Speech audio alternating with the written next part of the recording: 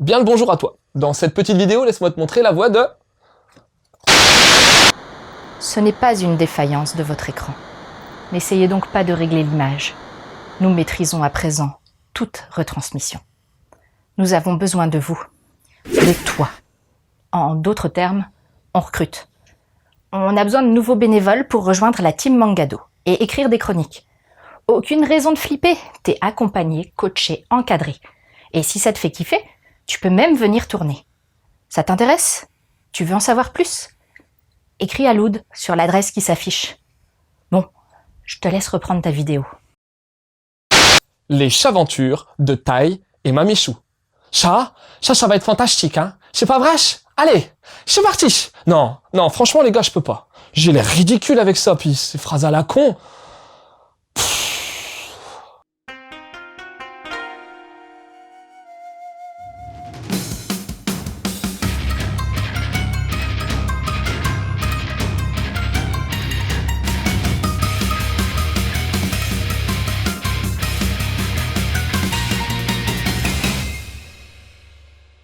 Tout commence avec Natsuki, un jeune homme qui se voit refourguer un chaton noir nommé Tai, en garde temporaire. Il ramène le petit mignon chez lui, mais il a déjà un chat, le Natsuki. C'est Su, une mémère de 17 ans. Vu qu'il a déjà tout l'attirail nécessaire à la maison, on se doute que le petit chaton va pas rester que 2 jours chez eux.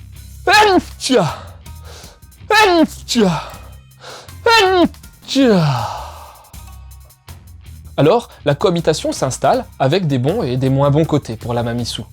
Elle profite moins de ses siestes tranquilles car, avec un turbulent congénère, elle doit participer un minimum aux séances de jeu et également lui inculquer certaines règles de vie.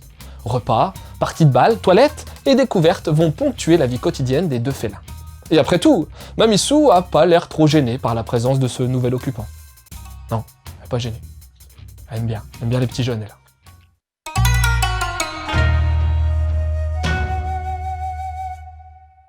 Si tu connais déjà Chi, une vie de chat, de la même auteur, tu vas être en territoire totalement connu. Mise en page des cases très simples, avec de bonnes bordures noires, une action toujours très fluide et compréhensible, une segmentation en chapitres courts et bien identifiés, on garde la même recette dans les chaventures de Tai et Mamichou. La colorisation aussi, tout en douceur, reste similaire. Le design est kawaii à souhait, tout en rondeur, avec une exagération des expressions des matous. Les chats parlent bien sûr, et c'est eux qu'on voit la grande majeure partie du temps.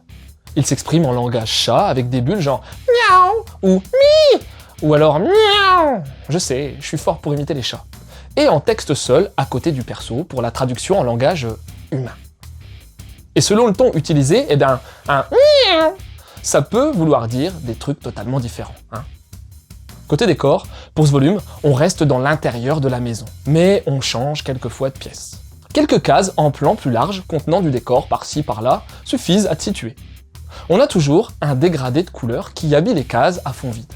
Les onoms sont en français et pas mal de petits traits de mouvement accompagnent des dessins, toujours pour accentuer les situations comiques.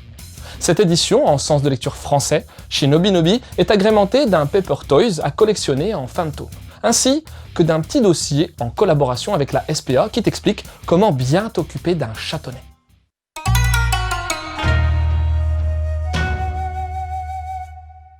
Kanata Konami, c'est son prénom, c'est pas la boîte de jeux vidéo, est l'auteur du gros succès félin Chi Sweet Home, Chi, une vie de chat.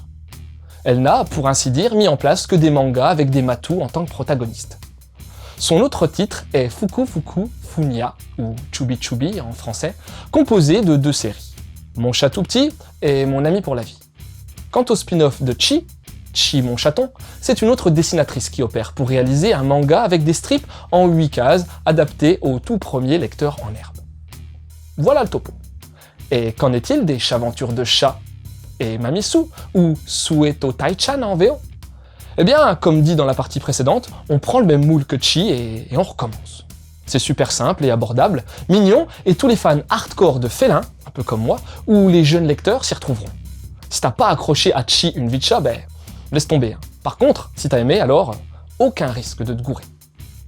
La colorisation, a été réalisée à la demande de l'éditeur français et supervisée par Kanata Konami pour rendre le titre plus joyeux et plus accessible au jeune public français, forcément plus habitué aux livres illustrés colorés qu'aux mangas noir et blanc. On retrouve un nouveau chaton, Tai, tout noir, et une mamie chat blanc et tigré, Su. Si on regarde bien, ils font un peu le duo en inversé Chi et Noiro de son autre série, où Chi le chaton a les mêmes couleurs que la Mamisu, et Noiro, le vieux matou, il est noir, comme Tai. Coïncidence ou bien acte prémédité? Faudrait peut-être un détective pour le savoir. Ou alors on s'en fout. En tout cas, l'auteur avait le souhait de mettre en scène un chat âgé, mais bon. Un chaton, ça permet quand même plus de folie et de rebondissement, alors fallait bien en coller un dans l'histoire, pas vrai? Bref, un manga absolument pas prise de tête et qui assure sa fonction première, divertir. Et après tout, c'est bien le principal, non? Et si en plus il y a des chatons, moi je dis banco. En relation avec ce manga, je t'orienterai vers une série d'albums illustrés pour les jeunes enfants qui est vraiment bien fichue, Bam et Kero, où tu suis les aventures d'un chien, Bam, et d'une grenouille, Kero, qui vivent ensemble. Les persos sont attachants et chaque page fourmille de détails. À lire et relire avec ton marmot. Pour les un peu moins jeunes lecteurs, t'as Kuro a un cœur de chat, où un chaton noir et sa sœur sont recueillis chez un monsieur et devront se familiariser avec leur nouvelle vie. Attention, c'est mignonnet comme ça, mais il y a aussi quelques passages moins gais, parce que les chats qui vivent dans la rue, ils font pas croupiller et jouer à la baballe. Enfin, Le vieil homme et son chat, où on suit un papy, veuf, qui partage son quotidien avec son vieux chat.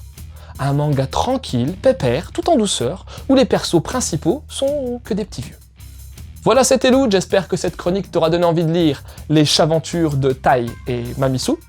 Je te laisse et continue de suivre la voie du manga.